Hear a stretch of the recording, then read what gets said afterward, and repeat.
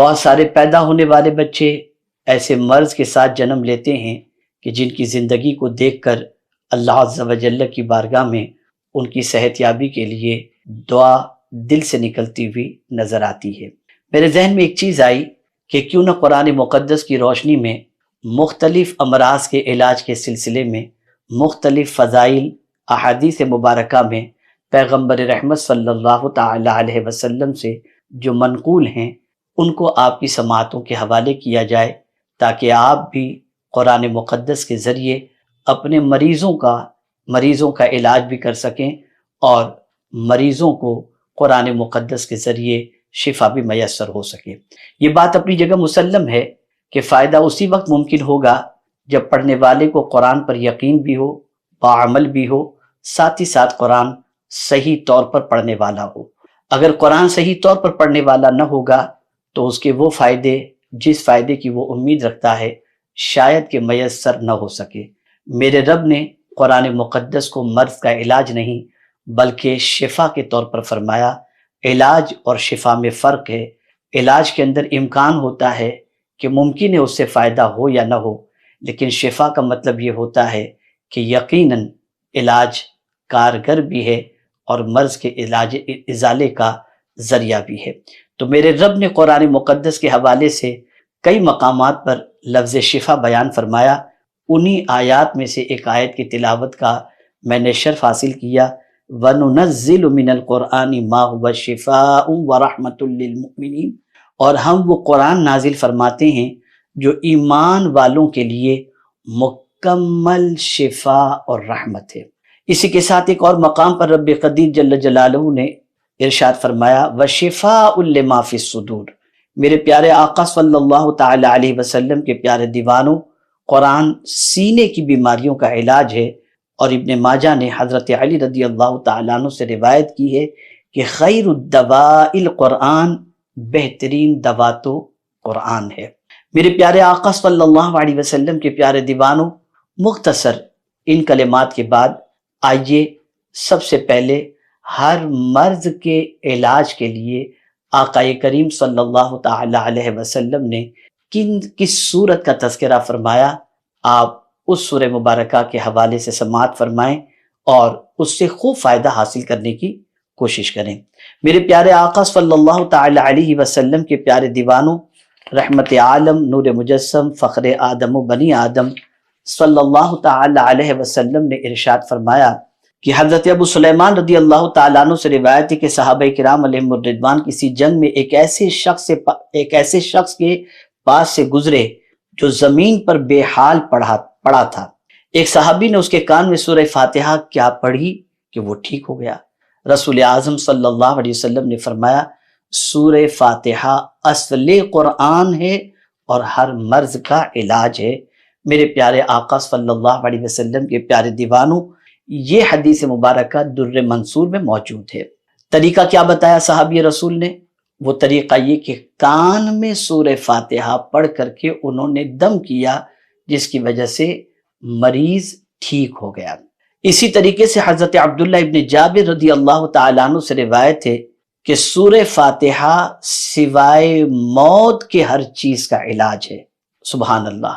میرے پیارے آقا صلی اللہ علیہ وسلم کے پیارے دیوانوں، آپ اندازہ لگائیں سورہ فاتحہ میں اللہ عز و جل نے کتنی تاثیر رکھی ہے۔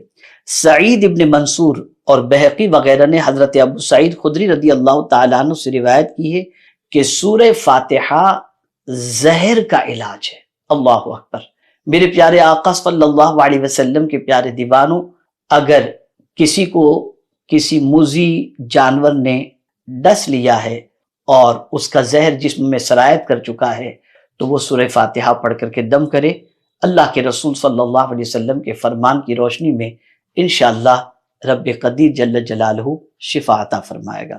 اسی طریقے سے طبرانی نے اوسط میں حضرت سائب ابن یزید رضی اللہ تعالیٰ عنہ سے روایت کی ہے، وہ فرماتے ہیں کہ رسول اللہ صلی اللہ علیہ وسلم نے مجھے سورہ فاتحہ پڑھ کر دم کرنے کا عادی بنا دیا۔ اللہ اکبر۔ رحمت عالم صلی اللہ تعالی علیہ وسلم صحابی رسول کو سورہ فاتحہ ہر مرض کے سلسلے میں پڑھ کر دم کرنے کا اتنا مشورہ دیا ہوگا کہ وہ فرماتے ہیں کہ میں سورہ فاتحہ پڑھ کر دم کرنے کا عادی بن گیا۔ میرے پیارے آقا صلی اللہ تعالی علیہ وسلم کے پیارے دیوانوں، کورونا کے زمانے کے اندر بھی بہت سارے کورونا کے مریض کے کان میں جب سورہ فاتحہ دونوں کان میں پڑھ کر کے 7 مرتبہ دم کیا گیا تو اللہ تعالیٰ نے سورہ فاتحہ کی برکت سے مریضوں کو شفا عطا فرمایا۔ اور یاد رکھیں سورۃ الفاتحہ کا ایک نام سورۃ الشفا بھی ہے۔ اور سلسلہ چشتیہ ہو یا کوئی بھی سلسلہ ہو، اگر آپ دیکھیں گے تو مشائخ زیادہ تر مریضوں کا علاج سورہ فاتحہ کے ذریعے ہی کیا کرتے، اور اللہ عز و جل ان کی زبان سے سورہ فاتحہ کی تلاوت کی بنیاد پر ان کے ایمان اور یقین کی وجہ سے اور ان کے باعمل ہونے کی وجہ سے اور ان کے صحیح طور پر سورہ فاتحہ پڑھنے کی وجہ سے اللہ تعالیٰ مریضوں کو شفا عطا فرماتا۔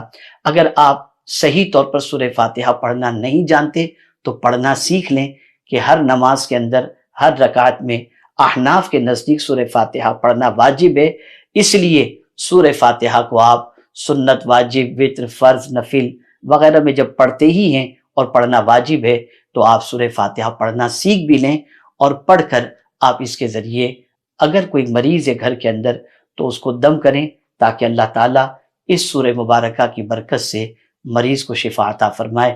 عاجزی کا وہ اظہار انہوں نے کیا، ایک تو اتنا بڑا شرف کہ جھولے کے اندر بولنے کی صلاحیت عطا کی، اور پھر رب نے کرم یہ فرمایا کہ کتاب بھی عطا فرمائی، نبوت بھی عطا فرمائی، لیکن ان دونوں کمالات کے تذکرے سے پہلے انہوں نے کہا میں تو اللہ کا بندہ ہوں، اور مزاج ہمیں عطا کیا کہ سارے کمالات قدرت کی طرف سے ہیں، لیکن سب سے بڑا کمال یہ ہے کہ ان کمالات کے ملنے کے باوجود بھی بندہ اپنے کو بڑا نہ سمجھے، اپنے کو خدا کا بندہ سمجھے، ایک مزاج عطا کیا۔ اور پھر میں اسی اینگل سے سوچنا میں نے شروع کیا، اسی انداز سے انبیاء کے بارے میں، تو واللہ ان کی عظمتوں کا سکہ تو دل میں پہلے ہی موجود تھا، لیکن ایک نئی فکر ہمیں ملی ان کی زندگی سے، جو ہر طالب علم کو دماغ کے اندر رکھنی ہے۔ اس فکر کو ہزار شہرت کی بلندی پر پہنچ جائیں، علم کا پہاڑ بن جائیں، اور فیضان علم پوری دنیا میں ہمارا مالا مال یعنی پہنچتا رہتا ہو، باوجود اس کے ہمیں متواضع اور منکسر المزاج بن کر اپنی زندگی گزارنے کی کوشش کرنی ہے۔ اس لیے کہ آقا کریم صلی اللہ علیہ وسلم نے ارشاد فرمایا من تواضع للہ فقد رفعہ اللہ، جو اللہ کے لیے عاجزی اختیار کرتا ہے، تواضع اختیار کرتا ہے، اللہ اسے بلندی عطا کرتا ہے، اللہ اسے بلندی عطا کرتا ہے۔ علم کے ساتھ تکبر آیا، راندے بارگاہ الہی ہو گیا۔ ابلیس کے پاس علم تھا، معلم ملائکہ تھا، تکبر آیا، اللہ نے نکال دیا۔ لیکن حضرت آدم علیہ السلام سے خطائی اجتہادی ہوئی، ربنا ظلمنا انفسنا وان لم تغفر لنا وترحمنا لنکونن من الخاسرین۔ انداز دیکھیے آپ، عاجزی کا انداز دیکھیے، انکساری کا انداز دیکھیے۔ میرے پیارے آقا صلی اللہ تعالی علیہ وسلم کے پیارے دیوانوں، وہ رسول محترم صلی اللہ علیہ وسلم جن کی شان میں قرآن کہتا ہے وَعَلَّمَكَ مَا لَمْ تَكُنْ تَعْلَمْ، وہ رسول محترم صلی اللہ علیہ وسلم جن کے بارے میں قرآن کہتا ہے الرحمن علم القرآن، اس رسول پاک صلی اللہ علیہ وسلم کی حیات طیبہ کا ایک واقعہ حدیث کی روشنی میں میں سمجھاؤں تو آپ کو حیرت ہوگی۔ پیغمبر رحمت صلی اللہ علیہ وسلم دو زانوں بیٹھ کر کے کھانا کھا رہے تھے، ایک خاتون گزری جو ابھی آغوش اسلام میں قدم نہیں رکھی تھی، اس نے حضور کو اس طرح سے دو زانوں بیٹھ کر کھاتے دیکھا تو برجستہ کہتی ہے یہ تو غلاموں کی طرح بیٹھ کر کے کھانا کھا رہے ہیں اور خود کو نبی کہہ رہے ہیں۔ پیغمبر رحمت صلی اللہ علیہ وسلم مچل گئے، ارشاد فرمایا ہاں میں بھی تو اپنے رب کا بندہ ہی تو۔ آقا کریم صلی اللہ علیہ وسلم چلتے تو رسول اعظم صلی اللہ علیہ وسلم کا چلنا بھی اس انداز کا ہوتا جس میں کہیں تفاخر نظر نہیں آتا تھا. اور اسی لیے قرآن نے اولیاء کی شان جو بیان فرمائی، ان کی عبادتوں کا تذکرہ بعد میں فرمایا، ان کی چال کا تذکرہ پہلے فرمایا. فرمایا وَعِبَادُ الرَّحْمَنِ الَّذِينَ يَمْشُونَ عَلَى الْأَرْضِ هَوْنًا. کبھی زمین پر اکڑ کر نہیں چلے. رحمان کے بندے جب بھی زمین پر چلے خرامہ خرامہ آہستہ نرمی کے ساتھ یہ چلے. تو 1000 علم کا ہم پڑھو، کبھی اپنے علم کے بعد یہ نہ سمجھیں کہ میرے پاس سارا علم آ گیا. یہ تصور کرنا 1000 ڈگری ہمارے پاس آ جائے، یہ تصور کرنا کہ اب میں کمال تک پہنچ گیا، اب میرے آگے کوئی نہیں. تو قرآن کی آیت سے عدم واقفیت کی بنیاد پر آدمی یہ کہے گا، ورنہ قرآن نے کہہ دیا وَفَوْقَ كُلِّ ذِي عِلْمٍ عَلِيمٍ. جتنا علم، جتنی بلندی زیادہ ملتی جائے، تواضع اتنی زیادہ بڑھتی جائے، عاجزی اتنی زیادہ بڑھتی جائے. پیغمبر رحمت صلی اللہ علیہ وسلم کو اللہ نے وہ بلندی عطا فرمائی جس بلندی تک نہ ان سے پہلے کوئی پہنچا ہے نہ ان کے بعد قیامت تک کوئی پہنچ سکتا ہے. اس بلندی پر حضور پہنچے لا مکان تک. سبحان اللہ. وہی لا مکان کے مکی ہوئے، سر عرش تخت نشین ہوئے. اتنی بلندی. رب نے فرمایا میرے محبوب آج کس لقب سے تمہیں یاد کیا جائے؟ تو کوئی ٹائٹل نہیں، بس عرض کرتے ہیں مولا تو مجھے اپنا بندہ کہہ کر کے پکار دے، یہی میرے لیے بہت بڑی سعادت ہے. اللہ کو یہ ادا پسند آئی. اور سفر معراج کے تذکرے میں یہ نہیں فرمایا کہ پاک ہے وہ ذات جس نے اپنے رسول کو سیر کرائی. اللہ کے رسول کی عبد والی ادا اتنی پسند آئی کہ فرمایا سبحان الذی اسری بعبدہ لیلا من المسجد الحرام الی المسجد. علم کی بقا اور تحفظ کے لیے، بلکہ بہت سارے ایسے لوگ جن کو رب نے سرمائے سے مالا مال کیا اور نیکیوں کی توفیق بھی عطا فرمائی، ان کو بھی دل و دماغ کے اندر اس بات کو محفوظ کر لینا چاہیے کہ جتنا بھی اللہ دے اور اللہ کی راہ میں خرچ کریں، تواضع اور انکساری اپنی زندگی سے کبھی رخصت نہ ہو، اس کا ہمیشہ خیال رکھیں. کارناموں کی بات ہے. ابھی مجھ سے پیشتر محب گرامی حضرت مولانا ظہیر مصباحی صاحب نے تمثیل کے ذریعے اور جو کچھ ان کا حسن ظن تھا اس کے مطابق انہوں نے کہا جے پور کے اندر ایک سینٹر کا سنگ بنیاد ہم نے اللہ نے رکھنے کی سعادت عطا فرمائی. تو کئی علماء تھے، ان علماء نے خوب تعریف ہر کوئی آتا بس صرف تعریف ہی ہماری کرتا ہے. تو میں نے ادھر ایک جملہ کہا تھا اور یہ جملہ تمام فارغین کو دل و دماغ میں محفوظ. میں نے اس وقت کہا تھا عمارتیں دنیا دیکھتی، کام دنیا دیکھتی، کتابیں دنیا دیکھتی، شاگرد دنیا دیکھتی، اللہ تو صرف نیت دیکھتا ہے. جو چیز رب دیکھ رہا ہے اگر وہ درست نہیں تو دنیا کے دیکھنے سے کوئی فرق یا تعریف سے کوئی فرق نہیں. اس لیے نیت کا درست ہونا یہ بے پناہ ضروری ہے. پیورٹی اپنے اندر لاؤ، اخلاص اپنے اندر لاؤ. اور کبھی بھی ابھی ایک پروگرام میں ہم 2-3 روز پہلے ایک جگہ پر تھے تو ایک صاحب کا نام اس کے اندر تھا اور وہ تشریف لانے والے تھے. تو میں نے پوچھا کہ بھئی کیا بات ہے، ٹائم ہو وہ تشریف نہیں لائے؟ تو ان کا نام نیچے تھا تو بولے کہ میں نہیں آیا. ہو سکتا ہے کوئی اور وجہ بھی رہی. اور ایک جملہ میرا زندگی پر یاد رکھنا، دین کے کام کرنے والوں کے مزاج یعنی تمام فارغین کو یہ مزاج اپنا بنانا پڑے گا. یہ جملہ بس کہیں لکھ لینا، آپ انشاءاللہ یاد رہے گا آپ کو اور اس پر آپ عمل کریں گے اور انشاءاللہ بہت فائدہ آپ کو یہ جملہ پہنچے. کام کرنے والا کبھی بھی خود کو بڑا نہ سمجھے، خدا کو بڑا سمجھے. اس سے ذہن میں رہے. اس کو ایک مثال کے ذریعے میں سمجھاؤں. تعریف سے انسان پھول جاتا ہے، اس کی طبیعت بڑی عجیب ہو جاتی ہے، یہ ایک فطرت کے اندر ہے. اور اس میں بھی کوئی بڑا تعریف کر دے تو وہ آدمی حضرت نے میرے بارے میں یہ کہہ دیا، حضرت فیلنگ ہوتی. حضرت ایوب علیہ السلام سب کچھ ختم ہو، اولاد بھی، مال بھی، جائیداد بھی، مکانات بھی سب ختم، اور خود کسی مرض کے اندر گرفتار ہو گئے. چند سال مرض کے اندر گزرے کہ بیوی نے کہا کہ میں آپ کا مرض نہیں دیکھ سکتی، آپ نبی ہیں، اللہ کی بارگاہ میں دعا کریں تاکہ اللہ عز و جل آپ کو شفا عطا فرما دے.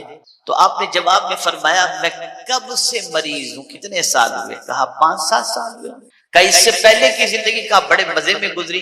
تو فرماتے ہیں کہ یہ چند دنوں کی تکلیف کی شکایت اللہ کو کرتے ہوئے مجھے شرم آتی۔ بیوی نے پھر بھی بہت اصرار کیا، تو آپ نے اللہ کی بارگاہ میں دعا کی، رب انی مسنی الضر وانت ارحم الراحمین، مجھے تکلیف نے چھو لیا، میں تکلیف میں گرفتار ہوں، میں اس طرح سے۔ میں آپ ایک ادب بتاؤں، آپ کو ادب بتاؤں، ایک سوال میں آپ سے پوچھتا ہوں، بیماری کو انسان عیب سمجھتا ہے یا ہنر سمجھتا ہے؟ کسی کو بیماری لگ جائے، جیسے آپ دیکھتے ہوں گے ابھی کورونا کے پیریڈ کے اندر ایسی پوزیشن تھی کہ اللہ رحم و کرم پر کسی کو کھانسی آ گئی مسجد کے اندر، صف کے اندر وہ کھانس رہا ہے تو جلدی سلام کا انتظار کرتے ہیں کہ سلام ختم ہو اور سیدھا بھاگ کے سے دور چلے جائیں کہیں کورونا لگ نہ جائے۔ تو بیماری کو آدمی ہنر نہیں عیب سمجھتا ہے؟ جواب دیجیے نا یار، آپ کا جواب ایسا نہیں ہے جس سے میں سمجھوں کہ آپ بیماری کو آدمی عیب سمجھتا ہے نا، کینسر کی بیماری، اور فوراً پڑھتا ہے مریض کو دیکھ کر الحمدللہ الذی عافانی مما ابتلاک بہ وفضلنی علی کثیر ممن خلق تفضیلا۔ کیا وہ چاہتا ہے کہ وہ بیماری لگے؟ جواب دیجیے، کسی بیمار کو دیکھ کر تڑپ ہوتی ہے کہ یہ بیماری مجھے لگے؟ بولیے نہیں۔ انبیاء ادب کتنا بجا لاتے ہیں قدرت کا، آپ دیکھیں، بیماری سے انسان محبت نہیں کرتا۔ حضرت ابراہیم علیہ الصلوۃ والتسلیم بارگاہ رب العزت کا ادب کس طرح سے بجا لاتے ہیں کہ جب رب کی ربوبیت کی دلیل پیش کرنی ہوئی تو کیا کہا؟ یطعمنی ویسقین، میرا رب مجھے کھلاتا بھی ہے اور مجھے پلاتا بھی۔ یہ نہیں فرمایا میں بھوکا ہوتا ہوں تو کھلاتا ہے، میں پیاسا ہوتا ہوں تو پلاتا ہے، میرا رب مجھے کھلاتا بھی اور پلاتا بھی۔ لیکن قربان جائیے جب بیماری کی بات آئی تو کہا وَإِذَا مَرِضْتُ، اس کی نسبت قدرت کی طرف نہیں کی کہ مولا جب مجھے بیمار کرتا ہے، نہیں، وَإِذَا مَرِضْتُ، جب میں بیمار ہوتا ہوں فَهُوَ يَشْفِينِ، وہ مجھے شفا عطا فرماتا ہے۔ کتنا ادب، کتنا ادب۔ خود رسول گرامی وقار صلی اللہ علیہ وسلم غار ثور کے اندر جب حضرت صدیق اکبر رضی اللہ تعالیٰ عنہ کے ساتھ موجود تھے تو آپ جانتے ہیں حضرت موسیٰ علیہ السلام ان کے ساتھ بھی جان کا معاملہ آیا اور دریا کے اندر اترنے کی بات آئی تو ان کی قوم نے کہا کہ ابھی ہم کو پکڑ لیں گے یہ لوگ، تو آپ نے فرمایا ان معی ربی سیہدی، بے شک میرے ساتھ میرا رب ہے اور ان قریب ہم کو راستہ دکھا دے۔ ادب ادھر بھی تھا، جتنا مقام بڑا ہوتا ہے احترام بھی اتنا بڑا ہو، لیکن وہی حال حضور صلی اللہ علیہ وسلم کے ساتھ غار ثور میں ہوا۔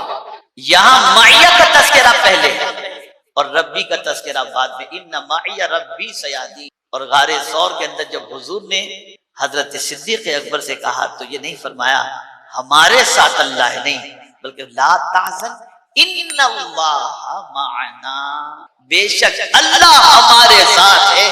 اللہ کا تذکرہ پہلے کیا، اپنا تذکرہ بعد میں کیا۔ اسی کو امام عشق و محبت نے بسم اللہ الرحمن الرحیم کے ترجمے میں لیا، اسی ادب کو کہ جب بسم اللہ کا ترجمہ کرنا ہوا تو میں کا تذکرہ نہیں کیا، اللہ کے تذکرے سے انہوں نے شروع۔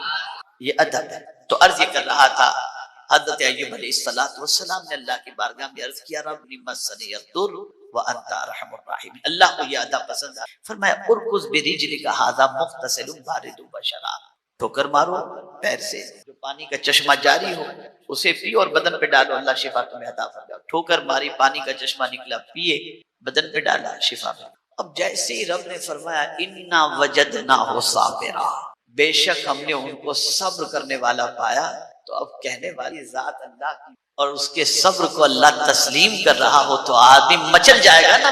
تو مچل کر حضرت ایوب علیہ السلام نے عرض کیا مولا میں نے کیسا صبر کیا نا، اب توجہ چاہوں گا زندگی پر یاد ہے۔ جیسے انہوں نے کہا مولا میں نے کیسا صبر کیا نا، تو رب نے فرمایا تجھے صبر کی توفیق کس نے عطا فرمائی؟ توفیق کس نے؟ اگر میں تجھے صبر کی توفیق نہ دیتا تو تجھے صبر کرنے کا موقع نہ ملتا۔ اسی لیے قرآن کہتا ہے ما اصابک من حسنۃ فمن اللہ وما اصابک من سیئۃ من نفسک۔ یہاں سے یہ بات واضح طور پر سمجھ میں آئی، جتنے بھی کمالات اللہ ہمیں عطا کرے ہمیں اس کمال پر نہیں، اس کے کرم کا جو ہے وہ کرم کی طرف توجہ دینی چاہیے، اور کبھی بھی ان نعمتوں کے زوال سے غفلت نہیں برتنی چاہیے۔ اللہ کمال دیتا بھی ہے اور غلطیوں پر چھین بھی لیتا ہے۔ حضرت جبریل امین علیہ الصلوۃ والتسلیم کے بارے میں آقا کریم صلی اللہ علیہ وسلم ارشاد فرماتے ہیں، میں جب چاہتا ہوں جبریل کو ملتزم پر دیکھتا ہوں کہ لپٹ کر کے وہ یہ دعا کرتے ہیں کہ اے اللہ تو نے جو نعمت عطا فرمائی ہے چھیننا نہیں۔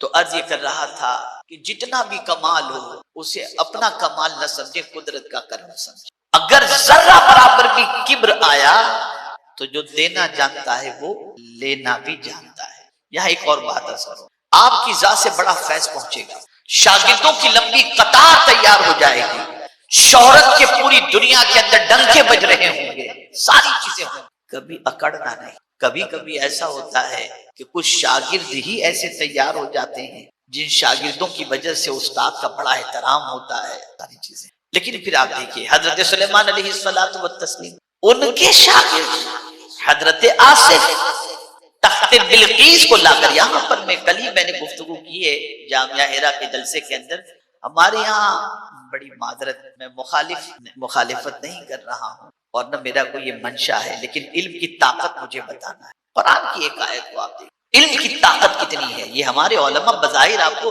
اتنے نظر آ رہے ہوں گے عمر کے اعتبار سے، لیکن قدرت نے علم کے اندر بڑی طاقت رکھی۔